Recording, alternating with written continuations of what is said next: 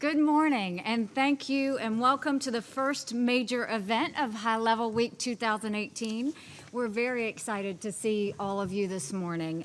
The President takes a personal interest in the fight against drugs. The U.S., like many of your countries, has seen too many lives lost and families destroyed due to the illegal movement and abuse of drugs. So we thank you very much for signing the compact and for being here. What brings us together today is something that has touched every American. Everyone knows someone who has suffered or died from abusing illegal drugs. And drugs are not only an American problem. The drug problem is global.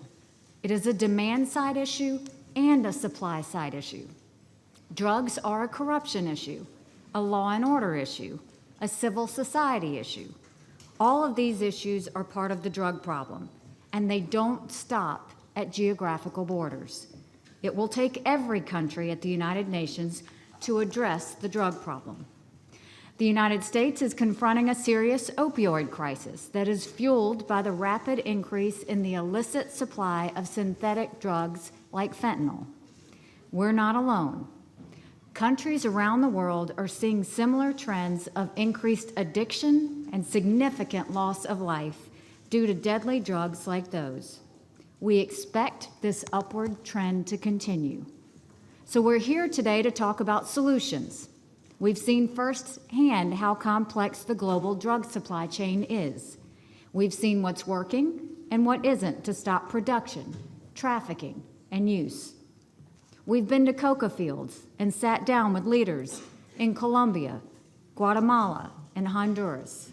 These countries are committed to doing good work to combat this crisis, work that benefits all of us. Our partnerships are making a difference. The President wants to get even more countries involved to pursue action on a global scale. The President will say more about this in a minute, but the global call of action began as a way to build awareness among world leaders about the drug problem. The next step is to reaffirm the commitment of UN member states to key UN conventions and institutions devoted to this issue. And we need to pay more attention to emerging challenges, specifically those posed by synthetic drugs. Finally, we want every UN member state to commit to action. The global call to action asks every country to pledge to develop action plans for addressing drug supply and demand, treatment options, and international cooperation. The response we've received so far has been nothing short of outstanding.